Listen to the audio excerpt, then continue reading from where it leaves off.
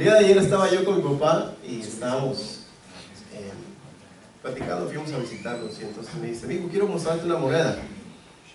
Y entonces él sabe que me gustan monedas, colecciono algunas monedas de diferentes países y bueno, me trajo una moneda y era de 1811.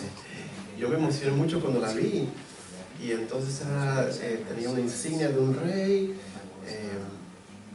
Y entonces rápidamente me metí a internet para buscar cuánto valía, algo así. Y lo primero que salió fue que se valía $4,000. Entonces yo le dije, gracias papá por este regalo que me has dado. Le dije, wow. Le dije, oye. Pero entonces la empezamos a ver bien y me di cuenta que se veía así como que dorada, pero empezaba en medio como que a verse un poquito más como plateada. Y entonces viéndola así no pesaba mucho y empecé a leer un poco más al respecto y entonces nos dimos cuenta que era una réplica. Y decía, bueno, pues me decía papá, mi papá me preguntaba, ¿para qué era una réplica? Y platicábamos y decíamos, pues no sé. Pero entonces faltaba la esencia de la moneda. Y la esencia de la moneda era que la moneda original es de oro, tiene todo el oro. Y entonces esa moneda, aunque se parecía un poco, tenía de las mismas características, no tenía la esencia que era el oro. Yo pensaba en esto y decía, wow, es algo así mismo, ese tiempo de Navidad el cual la gente celebra, el mundo empieza a celebrar y empiezan a adornar y se empiezan a escuchar en las estaciones de radio todas las canciones de Navidad tan tradicionales y empezamos a decorar y empezamos a entrar como en esta atmósfera de Navidad que para algunos ya arrancó el Viernes Negro, ¿cierto? Ya fueron por las promociones y ya los veo con sus aparatos nuevos y bueno, pero la verdad es de que podría decirse que podría ser como una réplica, como algo falso, si la esencia no está ahí. ¿Y qué era la esencia de todo esto? Yo les preguntaba a los niños, y aún los niños en la clase saben, y yo sé que ustedes también saben, les preguntaba, ¿qué celebramos en la Navidad? Y ellos me decían, el nacimiento de Jesús. Y es algo que todos nosotros sabemos. Pero el peligro que corremos es de que nosotros nos dejemos llevar por todas estas celebraciones, que en muchas ocasiones a veces traen más estrés, ¿cierto? Uy, que hay que cocinar, que hay que preparar, que hay que la familia y que tantas cosas que hay que hacer y que a veces traen más cansancio y más estrés a nuestra vida. Y el día de hoy yo quiero que podamos compartir la palabra de Dios y el punto central de lo que quiero compartir es esto, es de que invitarlos a ustedes y todos juntos a celebrar una Navidad con Jesús. Suena como extraño, ¿cómo una Navidad con Jesús? Pues si la Navidad es Jesús mismo. Sí, una Navidad con Jesús, de que Jesucristo sea la esencia de lo que estamos celebrando, de que Jesucristo sea la esencia de nuestra celebración, de nuestro gozo. Y cuando nosotros podamos comprender eso, cuando nosotros comprendamos eso, eso va a traer entonces descanso a nuestra alma, va a traer descanso no solamente espiritual sino físico, y todo lo demás va a pasar a segundo término. Voy a compartir de dos pasajes. Les pido que abran su Biblia en San Juan, capítulo 1. El segundo pasaje yo solamente lo voy a leer rápido, así que vamos a quedarnos ahí en San Juan, capítulo 1. Este evangelio fue el último evangelio que se escribió. Y el apóstol Juan fue el discípulo amado, aquel discípulo que estaba con Jesús, se recostaba en su pecho y él estaba tan cercano a Jesús. Y nos muestra a Jesús de una forma tan maravillosa y empieza a decir, en el principio era el verbo y el verbo era con Dios y el verbo era Dios. Versículo 1. Hablando del verbo, ¿quién es el verbo? No los escuché, ¿quién es el verbo? Pregunto yo. Jesús. Entonces llegamos al versículo 11 y dice, a lo suyo vino y los suyos no le recibieron. A lo suyo vino y los suyos no le recibieron. Es algo triste pensar, a veces lo leemos muy rápido, pero escuchen bien esto. Durante toda la historia del Antiguo Testamento, el pueblo de Israel, cuando estaba en cautividad y después Dios da las promesas de un libertador. Y entonces llegan a este punto en la historia, en los cuales ellos están bajo el imperio romano. Y ellos están esperando al Mesías. Y están esperando a aquel que va a venir a liberarlos. Y había realmente un deseo de liberación de esa opresión del imperio romano. Y este pasaje dice que Jesús vino a lo suyo propio. Que la promesa de Jesucristo había sido dada al rey David, de que su descendencia levantaría un rey. Y dice, y los suyos no lo recibieron.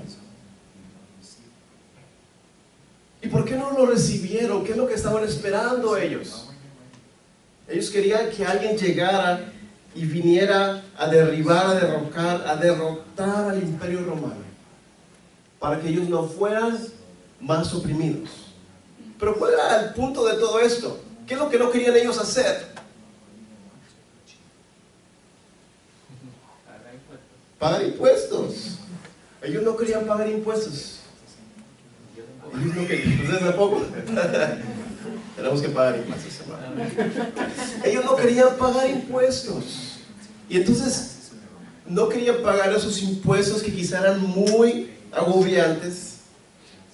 Ahora, pensamos de que ¿qué sucedía si ellos no pagaban impuestos? O si el impuesto era muy menor. ¿Qué pasaba con sus bolsillos? Bueno, no tenían bolsillos quizá, pero tenían bolsas, se agrandaban, ¿cierto? Entonces tenían más para poder comprar otras cosas. Entonces, queremos decir que su estilo de vida iba a mejorar. O sea que realmente ellos no estaban esperando a un Mesías que viniera a liberarlos de su pecado, sino ellos estaban esperando a alguien que iba a venir, que iba a derrocar al imperio romano, que ellos no iban a tener que pagar impuestos, que entonces iban a tener más dinero para comprar más burritos, más ovejitas, y entonces iban a tener mejores cosas, y iban a tener mejor estilo de vida. Y se parece un poco a la realidad del día de hoy, que la gente se preocupa más por las cosas materiales. Y que no nos falte, y queremos tener un poco más. Y no está mal trabajar, ¿ok? No digan, el pastor dice que no trabajemos y vayan a renunciar el día de mañana. No, hay que trabajar. Pero el enfoque es que ellos estaban pensando que Jesús iba a venir, iba a establecer su reino físico y los iba a liberar. Y eso no sucedió. Dice, a los suyos vino, a los suyos no le recibieron. Se perdieron eso. Y lo leemos muy rápido. Lo leemos tan rápido que nos perdemos tanta esencia que hay ahí. ¿Qué significó que Jesús viniera? En Filipenses capítulo 2 nos habla acerca de que Jesús se despojó de su gloria y tomó forma de siervo y descendió. Y yo no sé cuántos de ustedes han viajado. Bueno, yo sé que muchos han viajado, todos hemos viajado, pero a veces hacer un viaje largo es muy cansado, es muy pesado. Ahora tenemos estos medios de transporte que nos llevan de un lugar a otro tan rápido. Pero imagínense ustedes que ustedes tuvieran que ir por su hijo o por su hija. ¿Qué no haríamos por ellos? Atravesaríamos el mundo entero si tuviéramos que ir por nuestro hijo o por nuestra hija. ¿Cierto? Entonces, realmente lo que Jesús hizo, dejar su gloria, venir a tomar forma de siervo como nosotros y venir y habitar entre nosotros, fue realmente algo maravilloso. Y yo escuché esto hace muchos años y me encantó. Y dices que a veces pensamos en el milagro de la resurrección como el milagro más poderoso. Pero verdaderamente creo yo, y estoy de acuerdo con esto, que el milagro más hermoso y más poderoso es el milagro de la encarnación, de que el Verbo fue hecho carne, de que el Señor dejó su gloria, se hizo uno como nosotros. Y pensar que aquellas manos que crearon al hombre vinieron a ser unas manos tan pequeñitas. Y yo pensaba en eso, decía, qué hermoso que el Señor vino y nos adoptó. Pero, perdóname que ponga ese ejemplo, y ustedes saben que generalmente no estoy hablando acerca de nuestra adopción, pero yo decía, ¿qué hubiera pasado si mi esposa y yo hubiésemos viajado hasta la China, viajado 14 horas después, bueno, viajamos como 26 horas. Y entonces hubiéramos llegado al orfanatorio, hubiéramos visto a nuestra hija y que nuestra hija le hubiera dicho: ah, son ustedes, yo estaba esperando a otros. Ah, no creo que me quiero ir con ustedes. ¿Cómo nos hubiéramos sentido si nosotros hubiéramos hecho todo el esfuerzo y hubiera sido una adopción frustrada? De que ella, no, es que realmente yo no me quiero ir con ustedes, yo estoy bien acá, yo estoy esperando a alguien que tenga más plata, a alguien que sea mejor parecido, a alguien que...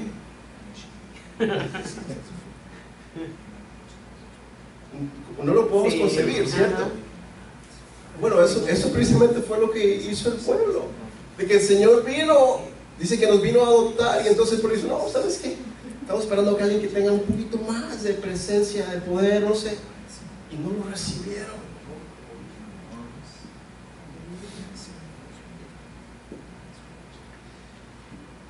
Ahora, vamos a brincarnos un versículo, porque el versículo 12 es para el final. Dice el versículo 14. Vamos al versículo 14.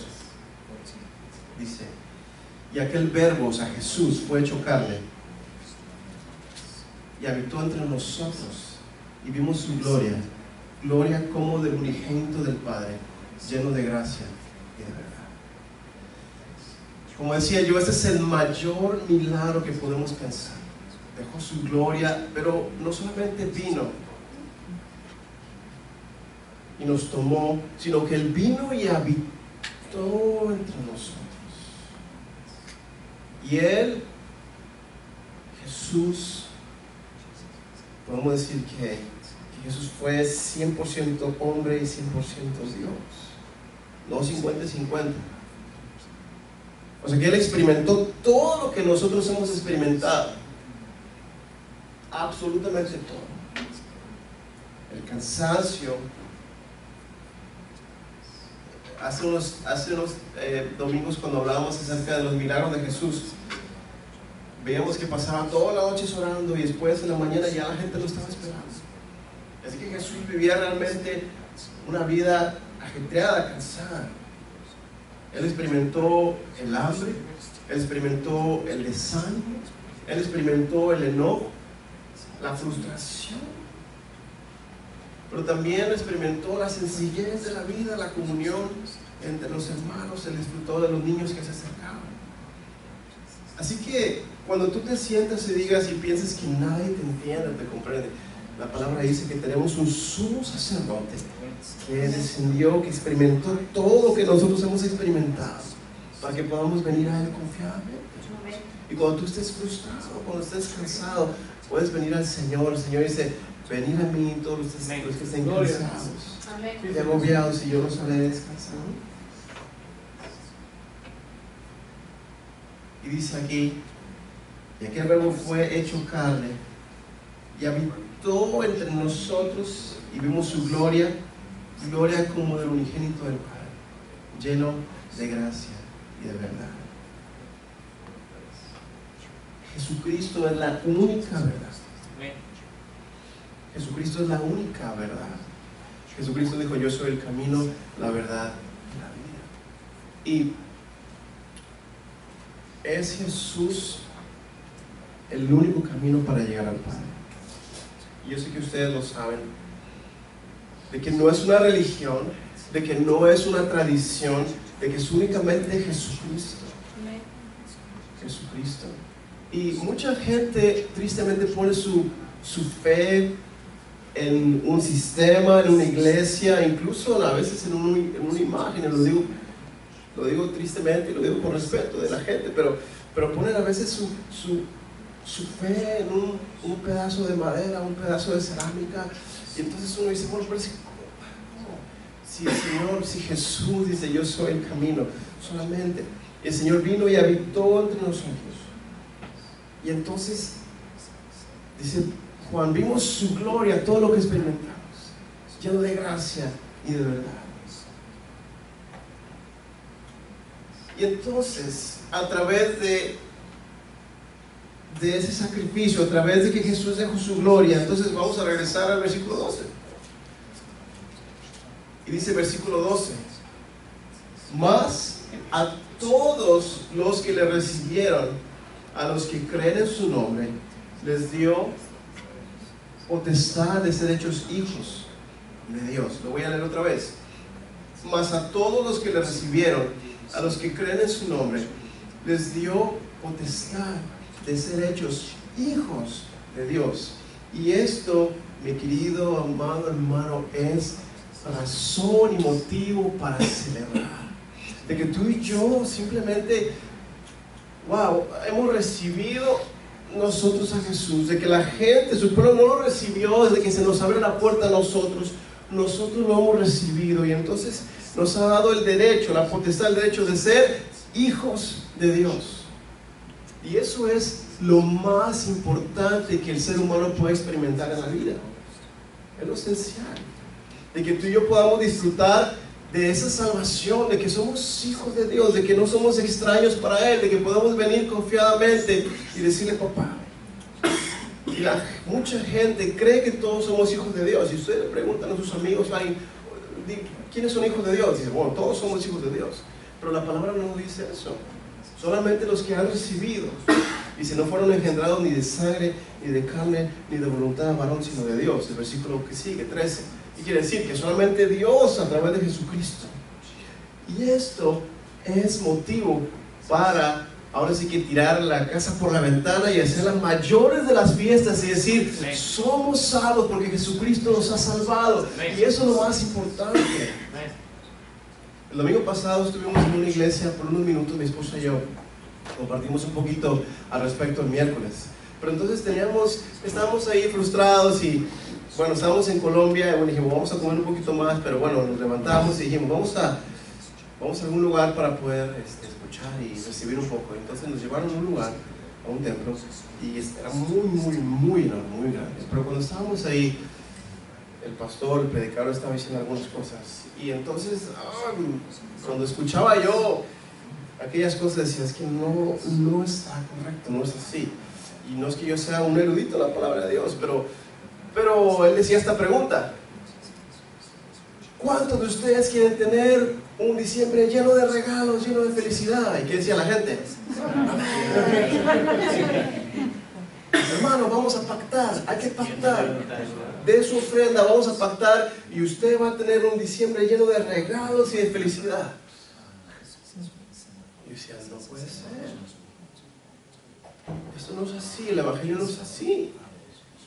En ningún momento Jesús nos promete una vida llena de felicidad.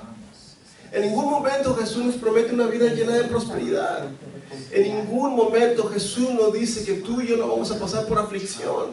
Al contrario, todo lo opuesto. Nos da la seguridad de que si tú y yo pasamos por aflicción, el Señor va a estar con nosotros. De que el Señor va a estar contigo, conmigo. De que el Señor no nos va a dejar. Y es ahí donde se vuelve esencial la palabra, ese nombre de Jesús que es Emmanuel, Dios con nosotros. Y eso, mi querido hermano, es lo esencial. Quizá a lo mejor esta Navidad para ti no va a estar llena de regalos, pero si tú tienes a Jesucristo, es lo más importante. Quizá no vas a tener una cena tan rica con las cosas que se te antojan de tu país, quizá, pero si tú tienes a Jesucristo, es lo esencial, es lo más importante. No necesitas nada más.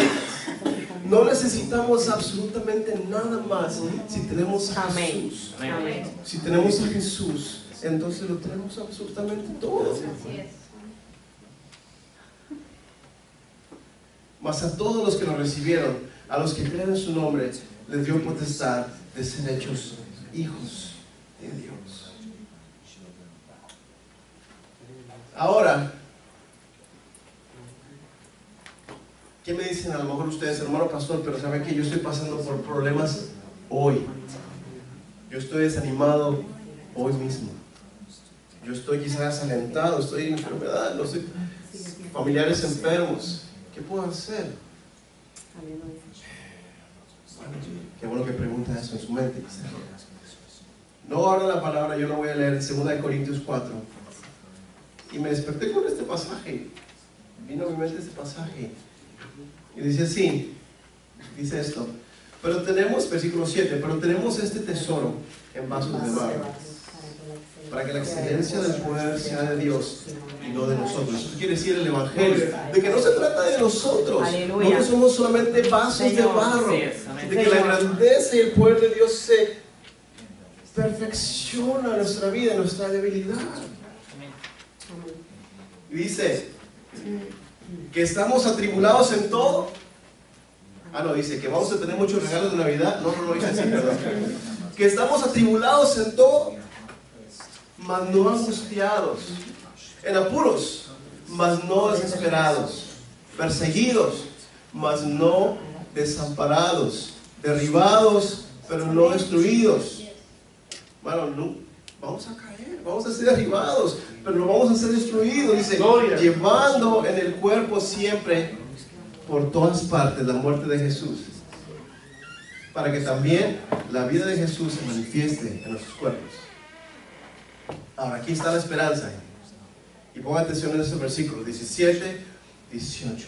Dice, porque esta leve tribulación momentánea produce en nosotros un cada vez más excelente y eterno peso de gloria, no mirando nosotros las cosas que se ven, sino las que no se ven, pues las que se ven son temporales, pero las que no se ven son eternas. Entonces, el Señor dice, ¿sabes qué? Si tú estás pasando por tribulación, quizá por enfermedad, o quizá algún familiar, pero estás desanimado, estás buscando la dirección de Dios, estás confundido, pero quiero que sepas que si tú tienes al Hijo, tú lo tienes todo. Que si tú tienes al Hijo, que si tú tienes a Jesús, entonces tú tienes la esperanza en Él, de que las cosas aquí son momentáneas, de que todo esto va a pasar. Hermano, no te enamores de tu coche, no te enamores de tu carro, no te enamores de tu casa, no te enamores de tu celular, no te enamores de nada, porque todo eso se va a quemar. Dale una miradita y todo se va a quemar. Sino que podemos nosotros entonces saber que si tenemos al Señor Jesús, lo tenemos todo. Yo te invito a que celebremos una Navidad con Jesús, que enseñemos a nuestros hijos que Jesús es lo más importante. De que, hermano, dice aquí que la gloria venidera va a ser mayor, de que nosotros vamos a estar con el Señor, puestos los ojos en las cosas que no se ven, en las cosas que no se ven, que son eternas, Se dice que había un papá, un padre y un hijo que se amaban muchísimo y ellos disfrutaban mucho del arte, y durante sus años juntos empezaron a coleccionar muchas de las pinturas de los pintores más famosos que ustedes se podrían imaginar, puesto que ellos tenían mucho dinero. Así que su colección era muy abundante, muy grande, de tantas pinturas. Y siempre que la gente venía a sus casas, pues obviamente mostraban todo lo que ellos tenían. A este hijo le llegó el momento de inscribirse en el ejército, fue a la guerra. Y cuando estaba en la guerra, él perdió su vida tratando de salvar a uno de sus compañeros. La noticia llegó al padre, quien quedó completamente devastado al sufrir esta pérdida de su hijo. Pasaron unos meses y alguien tocó la puerta. Cuando él abrió la puerta, el padre se encontró con el soldado que su hijo había rescatado. Y aquel padre lo recibió, y entonces el hijo empezó a platicar, aquel soldado empezó a platicar acerca de todas las cosas que su hijo compartía con él, de cómo ellos tenían el gusto por el arte, por tantas cosas. Y entonces había este soldado hecho una pintura de su hijo, del hijo de ese señor. Así que venía a entregarlo y decía, bueno, yo no soy un artista, pero él salvó mi vida y yo quiero entregarle este regalo. Esta es la pintura del recuerdo de su hijo. Y aquel señor, cuando él abrió y vio esa pintura, pudo ver que toda aquel pintor amateur había plasmado la esencia de su hijo, todo lo que bello que él era. Así que él puso ese cuadro en un lugar de honor. Y cuando venía la gente, lo primero que él mostraba era ese cuadro. Y ya después pasaban a los demás grandes pintores de las colecciones que él tenía. Se dice que este hombre murió después de algunos años.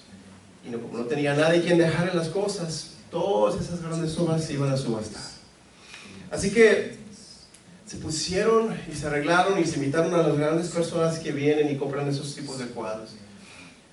Y el primer cuadro que se iba a subastar era la pintura del hijo, el retrato del hijo. Así que pusieron la pintura.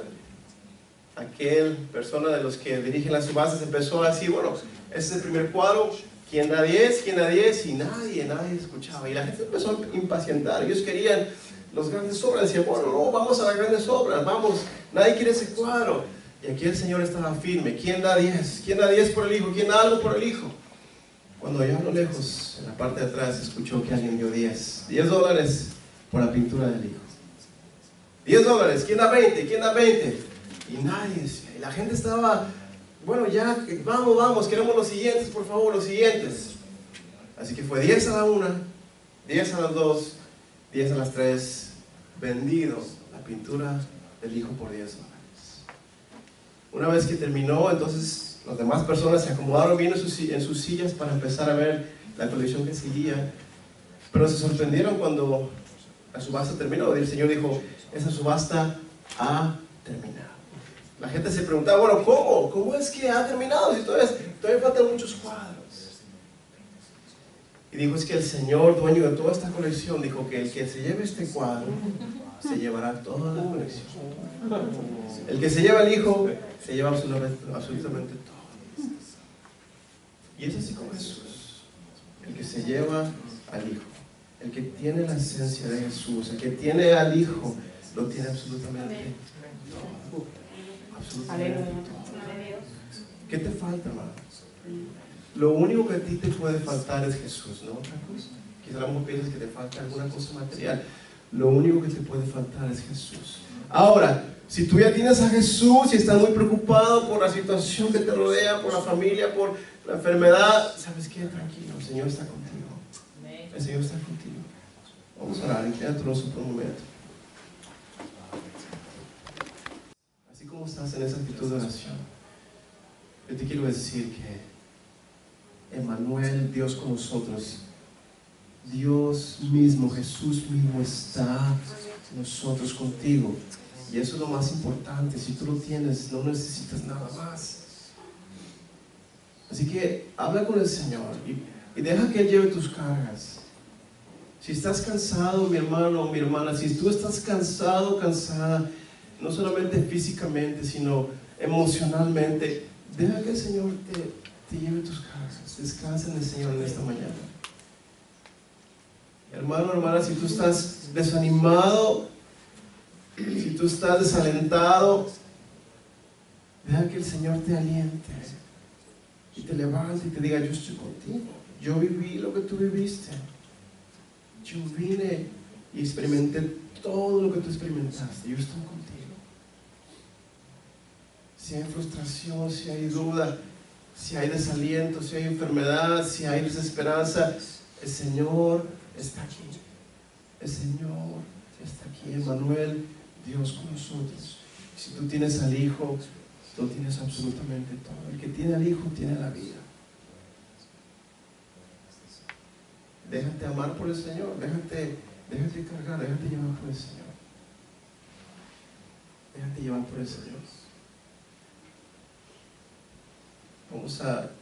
Yo sé que se ha extendido un poquito el servicio, pero es un momento importante. Y yo quiero abrir ese espacio, un pequeño espacio, para que tú descanses en la presencia de Él. De que si tú estás cansado, de que si tú estás agobiado,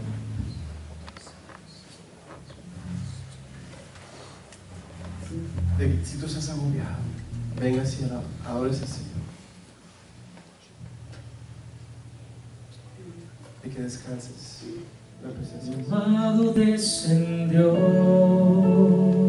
se quedó conmigo para siempre. No importando lo que soy, me abrazó, hizo de mí su habitación. Él está aquí, mi amado, Él está aquí. nunca lo dejaré ir.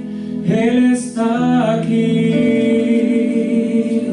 mi amado.